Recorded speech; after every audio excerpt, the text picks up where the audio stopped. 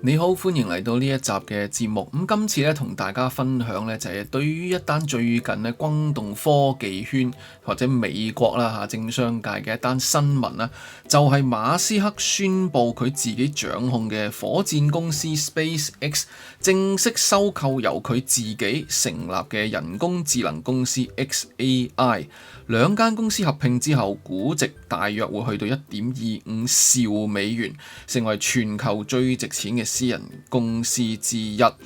今集咧想同大家分享少少我嘅觀察啦嚇，咁當然啦，我唔係瞓喺佢床下底啦，唔知佢諗乜嘢啦。但係從表面嘅跡象啦，從過去一啲發展咧，可以睇到似乎咧當中係馬斯克有一個好大好長線嘅產業佈局，亦都睇到咧佢未來點樣睇人工智能同埋太空基建嘅發展方向，既係一個創新事業嘅發展嘅一個藍圖一部分啦，亦都可以話係一啲金融財技嘅一部分啦，同大家講下咧，究竟當中咧可能會係包括啲乜嘢？咁開始之前咧，先要睇翻嗰個時間線先啊，幾個重要關鍵點同大家整理一下。咁首先咧就係2023至24年左右咧，馬斯克咧就成立咗xAI， 就係話做 AI 嘅研究，同埋出咗 Grok 呢一個嘅所謂聊天機械人啊，咁就整合咗去佢收購翻嚟 Twitter 變成嘅嗰個 X 平台。咁之後咧 xAI 咧反過嚟咧就 merge 咗 acquire 咗呢個 X 啦，咁啊就係於是咧社交數據同 AI 模型咧喺同一個架構之下運作。本身你見到啦，呢個就係已經係第一個例子，見到佢點樣將唔同嘅產業係結合，令到咧嗰個效益更加好，更加有所謂嘅 synergy 啊，協同效應啊。社交平台本身就有大量嘅數據，咁同人工智能結合之下咧，當然咧一加一會大過二。呢度咧已經睇到就係咧馬斯克咧，其實佢幾有一啲嘅遠見，同埋咧點樣去發展嘅產業咧，係比其他人咧個角度係有啲唔同嘅。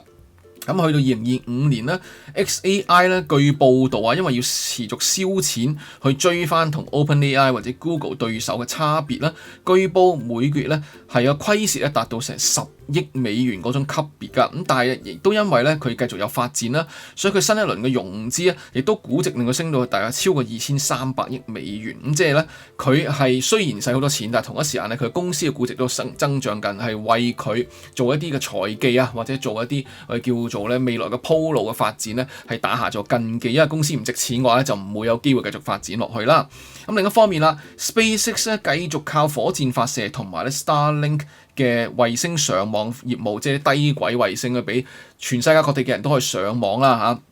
估值咧又去到8000億美元咯喎，咁你都見到啦，兩間公司都越滾越大個估值，正好咧就係雖然而家你可以咁講啦，係私人公司啦，但係日後如果真係上市嘅話咧，可能係做好鋪路啊，滾大佢搭好個棚咧，先至係去做一個準備，可能你會去集資啊，去收割。咁所以見到咧呢個可以話係金融財技嘅一部分啦。點樣將間公司越整越大啦嚇，越嚟越多新嘅發展、新嘅設計、新嘅藍圖、新嘅 projects 咧，係去到吸引啲人。好啦，咁然之後去到今年年初啦，2026年咧，外媒就披露啦，SpaceX 同 xAI 咧，似乎有可能會合併喎。咁希望咧就係SpaceX 呢間嘅我叫火箭發射公司上市之前咧，將佢整合為一間超級公司，咁傳咗一段時間，結果去到2月2號。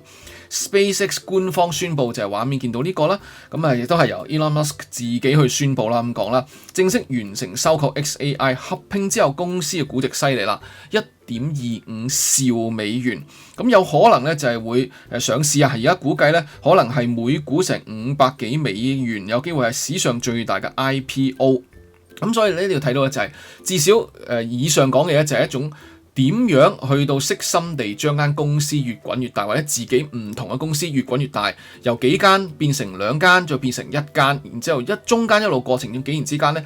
有好多新嘅動作，有好多新嘅發展，令到佢持續個估值上升。淨係睇呢樣嘢已經見到咧，馬斯克喺呢個操作上面咧係非常之厲害。雖然你可以話佢好有錢、好有本，但係都有呢個魄力同遠見，同埋諗到啊，將呢幾樣嘢合併埋一齊，而當中咧牽涉到好多嘢就係錯一步，間公司可能咧一沉不起。佢點樣去令到一路過去幾年之間不斷持續去到滾大公司嘅估值咧？呢個係佢聰明同厲害嘅地方。但更加重要就係咧，今次唔係淨係一個財技操作，而係一個鋪排咗好耐嘅大統一嘅動作。火箭、衛星網絡、社交平台、AI 全部都拉去整體一嚿嘢，可以話一個巨型嘅產業佈局。嗱，咁我哋睇下咧，究竟佢想佈局啲乜嘢？係一個乜嘢嘅宇宙級嘅平台啦嚇。合併之後咧，會見到最重要嘅幾個板塊。首先就係火箭同埋發射能力啊。SpaceX 有啲可重用嘅火箭啊，同埋超重型嘅火箭啦，可以用相對比較低嘅成本，將大量嘅硬件送上去軌道嚇，送上去太空嗰度。咁送啲嘢上去做乜嘢咧？唔係抌垃圾上去太空啊。首先咧就係 Starlink 嘅衛星網絡。而家講緊幾千粒，未來可能上百萬粒啊！有講法就係馬斯克嘅佈局就係想咧過百萬粒嘅低軌道衛星鋪滿晒喺個地球上面，提供全球互聯網同數據傳輸嘅能力，亦都成為太空雲端網絡嘅骨幹啊！即係話我唔使靠你啲人。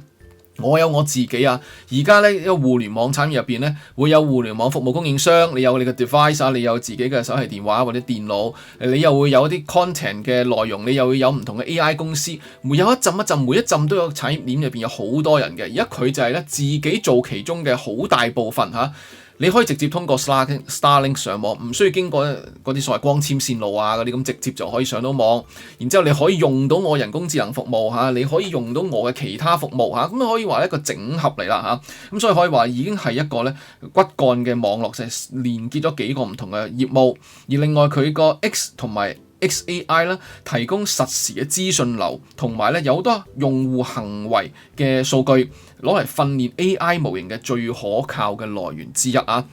大家每日用 X 嘅時候，其實你係已經俾好多數據俾佢去做訓練佢嘅人工智能模型，甚至啊，你每日揸嘅車，你係揸 Tesla 嘅話，嗰個車本身嗰個自動導航系統啊，嗰樣嘢其實都係訓練緊佢。你每揸多耐啲車，每揸多一程車，就多啲數據去俾佢分析佢嘅自動駕駛系統，唔係導航駕駛系統啊。咁同埋甚至有一種講法啊，之前佢有個前員工亦都曾經透露過，不過而家冇做啦。佢就話其實咧，個車入邊嗰啲晶片嗰個閒置時間可以攞嚟做運算，可以攞嚟咧就係做一啲人工智能必須要嘅運算需要嘅算力，都係可以通過去做到。你見到成個產業鏈硬件同軟件完全結合，由太空上到你架車，你用手提電話，你用嘅 tablet 用電腦，你用人工智能，甚至係上下社交平台，全部都俾佢整合掌握佢嘅手上面。而加上佢嘅 AI 模型啦，亦都係未來所有智能服務同埋機械人系統嘅大腦。更加唔好講咧，就係其實佢亦都佈局緊機械人啊嚇，大家可能都聽過啦，譬如佢 Tesla 咁樣都會搞啲機械人，咁令到咧去人化啦嚇。工廠入邊啊，生產鏈甚至係服務行業都可以用機械人代替。佢見到佢全方位去整合咧，就係有硬件有軟件，全部咧係一條龍去做到。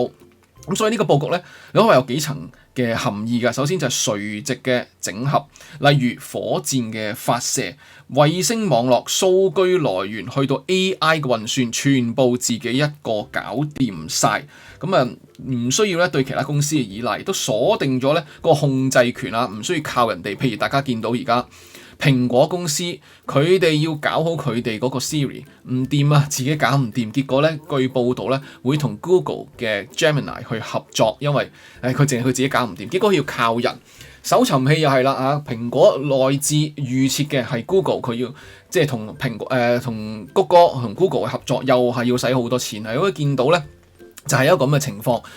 Google 自己都係啦，佢會有嗰個 Android 系統去授權俾一啲硬件商去到出手提電話，佢自己都出埋一份tablet 啊，或者係手提電話，亦都係咧可以令到佢嘅服務係成為預設嘅，或者第一個界面第一層嘅用戶接觸到嘅，又係一種產業嘅叫連結，再加上人工智能啦，深深地植根落而家所有嘅智能裝置嗰度。你用手提電話，你唔能夠唔用 AI 咁滯，咁所以咧呢啲又係一種垂直嘅整合。而馬斯克咧就會覺得好明顯啦，佢就我自己行我自己條路，我打唔入你嗰啲嘢啦，係嘛？我唔可以踩入去啲 Google 嘅範圍，我唔可以踩入你 Apple 嘅地盤，我自己搞我自己嘅嘢，我搞到係火箭搞上太空，咁啊自己鎖定咗自己嘅控制權，同埋都係一個技術嘅協作。AI 需要好大量嘅算力同埋數據。太空基建咧需要智能系統自動去運作，因為你去太空你唔可以下下擺個人上去太空嗰度去到處理嗰啲嘅太空基建噶嘛。兩合併嘅話咧可以互相推動啊。例如 AI 可唔可以管理衛星群呢？衛星可唔可以提供一啲 AI 運算平台呢？咁甚至就係有啲人話，喂，其實咧可能擺上太空，佢擺好多咧叫做 data center 擺上太空都得噶噃，係嘛？我唔需要租你啲地方，我唔需要買地方，我自己有自己嘅地方都做，呢個都可能係一樣嘢啦。再加上就係咧資金運作亦都係一種產業嘅結合啦。而家相對叫做比較成熟，已經產生現金流，因為同太空總署會有合作，有現金流嘅 SpaceX 去托住仍然燒錢階段嘅 XAI， 亦都借住呢個 IPO 呢個上市，將呢兩個包裝成為一個更加大、更加吸引嘅一個故事，好似搭一個棚咁樣，吸引投資者去注資落去。咁所以可能咧，呢種操作咧唔係個個咁做，但係馬斯克第一佢敢。第二佢有咁嘅條件啊，好多而家我哋見到嘅一啲科技公司係深耕某一啲細節嘅一啲範圍，但係馬斯克佢掌握嘅幾間唔同公司係跨咗幾個唔同嘅層面，一旦整合之下個版圖，你會見到咧係橫跨軟件、硬件，橫跨咧就係去到天上、去到地下、去到交通工具、去到社交平台，無所不包咁樣。咁所以似乎咧風險係高，但係如果成功嘅話咧，回報同埋個壟斷力咧都係非常之驚人，大到不能倒，甚至咧你想去監管佢都唔係咁容易，因為佢已經有完全整合咗嘅網絡。而今次咧亦都可能會大家聽到一個關鍵嘅詞語，就係太空數據中心。咁其實咧之前馬斯克咧已經曾經講過，佢認為未來2至3年之內可以實現咧以太陽能驅動嘅太空人工智能數據中心。有咩原因呢？嗱，首先咧就係能源效率啦。喺太空你用太陽能板去到產生電能咧，個能源效益咧係相比地面係多好多倍，因為咧冇分晝夜嚇，又係冇天氣影響，有時又多雲又落雨啊，做唔到太陽能，佢冇呢啲問題啊，冇大氣層吸收，幾乎可以24小時穩定咁發電。而且太空咧喺陰影嘅部分咧係好凍噶嘛，咁啊可以用散熱嘅優勢啦，令到天然嘅冷卻系統。大家可能都知道，而家數據中心尤其是人工智能嗰啲運算咧係需要用非常非常之多嘅叫做運算力，咁所以咧係發生大量嘅熱力，咁於是咧冷卻嘅需要都好大。佢諗到呢樣嘢啊，如果真係成真嘅話，佢自己一條龍啦，佢發射上去，自己建設埋佢哋太空數據中心，咁於是咧就係可以令到佢自己有一個競爭嘅優勢喺度，亦都唔需要靠人哋嗰啲 data center 先啦嚇，咁同埋咧又唔需要有好多煩人嘅法規啊。你係要搞 data center， 你要揾啲地方政府要傾，又要租地方，好多建築啊嗰樣嘢好麻煩。我唔使我自己射上，我自己起就搞掂啦。呢個咧又係一個叫做另一個優勢啦。另外無限擴展啦嚇，而家咧有好大個空間俾佢喺太空度慢慢玩啊。呢個都係一個咧因素令佢可能會考慮啦。咁所以似乎咧今次就係佢呢個龐大嘅一個太空級嘅偉大嘅計劃嘅其中一部分。有火箭發射同衛星平台，有衛星低軌衛星做嘅通訊嘅網絡，即係 Starlink 嗰個啦，上網嘅網絡啦，有人工智能嘅模型同運算，同埋有實時數據啊，同埋個應用嘅場景，即係 X 啊社交平台，更加唔好講。今次暫時喺個我哋見到成個報告入邊未提及到嘅 Tesla 都係一部分啦，個電池技術啦，同埋個汽車啦，呢啲全部都係喺成個連接一個產業入邊嘅產業裏邊都會發揮作用嘅一啲嘢嚟㗎。如果呢個計劃順利嘅話，未來我哋講嘅雲端運算啊嚇 cloud computing 咧，其實唔應該叫 cloud，唔係雲端添啊，太空運算啊，應該叫 space computing 啦嚇。咁啊由太空嗰度提供嘅算力咧，係地面嘅企業咧，通過 Starlink 就可以用到啦。而家就有啲企業就話，我連上個雲端嗰度去攞 AI 係幫我做嘢，日後咧就係連上個太空嗰度，用太空提供嘅 AI 幫你去處理問題、解決問題。哇！呢一個產業鏈真係非常之龐大啊！咁所以點解我值得覺得哇，不如做一集講下呢樣嘢咧？就係淨係從表面去睇咧，似乎真係有好多好多宏大嘅念頭，真係一個非常之有遠見嘅一個創業家同埋係一個叫做咧發明家嘅思維先諗到出嚟嘅嘢。嗱咁當然啦呢啲咧係好多人覺得係做得好好，亦都係咧叫做好有遠見，但係同時都有啲人質疑㗎，包括就係乜嘢咧？喺可靠性啊、維修啊方面，喺太空上面搞大規模嘅基建，其實唔係咁容易嘅，葉師傅可能比想象中複雜，呢個係其中一個咧要擔心嘅一樣嘢。另外就係咁樣搞法嘅話，真係燒好多錢。當然啦，你要見到其實佢又係諗緊呢樣嘢，佢知道 XAI 要繼續燒好多錢，咁佢除咗用呢一個叫 SpaceX 嘅現金流去支撐住 XAI， 另一方面，如果佢合併咗之後，佈局上市，又可以引入到私人嘅資金去到繼續支撐住呢個龐大嘅燒錢嘅黑洞，令佢繼續實現佢嘅太空大計夢想。咁所以呢個可能係 work 嘅，但係確實都有人哋引誘，就係財務方面係唔係真係托得住呢？呢個係一個極高風險嘅實驗，可能呢成就掂啦。敗嘅話就一敗塗地，冧晒都唔出奇㗎啦。咁再加上就係監管上面，你所有嘢擺晒上去，仲可以點樣監管你呢？係唔係真係咁容易呢？可以引發到一啲隱憂，就係國家安全同壟斷方面嘅隱憂呢？咁所以整體嚟講，你就可以話今次呢係一個高風險高回報嘅賭注。高風險即係佢會失敗，失敗就乜都冇啦，甚至可能負數添啦。成功嘅話，嗰個正數嘅倍數呢，唔係10倍，唔係100倍，可能更加多嘅倍數啊！呢個呢，好明顯啦，又係一種好典型呢，馬斯克